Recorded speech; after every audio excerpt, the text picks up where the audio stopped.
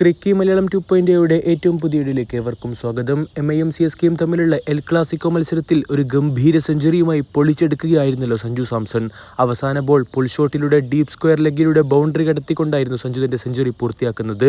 ഒപ്പം CSKയുടെ ടോട്ടൽ 207 റൺസിലേക്ക് എത്തിക്കുകയും ചെയ്യുകയായിരുന്നു. സെഞ്ചുറി പൂർത്തിയാക്കിക്കൊണ്ട് ഇന്നിംഗ്സ് അവസാനിപ്പിച്ച് ക്രീസി വിടാൻ ഒരുങ്ങവെയാണ് അടുത്ത സുഹൃത്തും തന്റെ ഇന്ത്യൻ T20 ക്യാപ്റ്റനുമായിട്ടുള്ള സൂര്യകുമാർ യാദവ് സഞ്ജു സാംസന്റെ അടുത്തേക്ക് വന്നുകൊണ്ട് തോളിൽ തട്ടി അദ്ദേഹത്തെ അഭിനന്ദിക്കുന്നത്.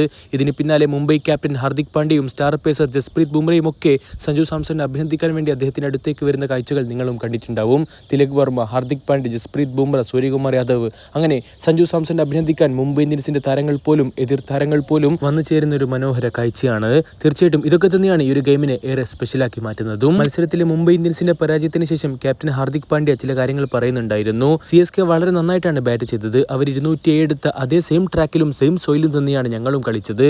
പക്ഷേ ഞങ്ങൾ കുറച്ചുകൂടി നന്നായിട്ട് ബാറ്റ് ചെയ്യേണ്ടതായിരുന്നു.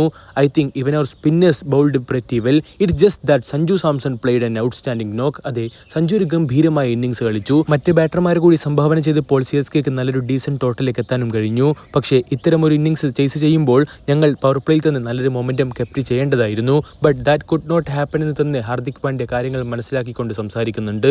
ഏതായാലും സഞ്ജു സാംസൺ അദ്ദേഹം അഭിനന്ദിക്കുന്നതിനോടൊപ്പം തന്നെ സഞ്ജുവിന്റെ ഇന്നിംഗ്സിനെ അദ്ദേഹം വാഴ്ത്തിക്കൊണ്ട് Sanju Samson played a great knock എന്ന് തന്നെ ഹാർദിക് പാണ്ഡ്യ പറയുന്നു. നിങ്ങളുടെ അഭിപ്രായങ്ങൾ രേഖപ്പെടുത്തുക. അടുത്തൊരു വീഡിയോ ഭാഗത്ത് വീണ്ടും കാണാം. ചെറിയൊരു ഗുഡ്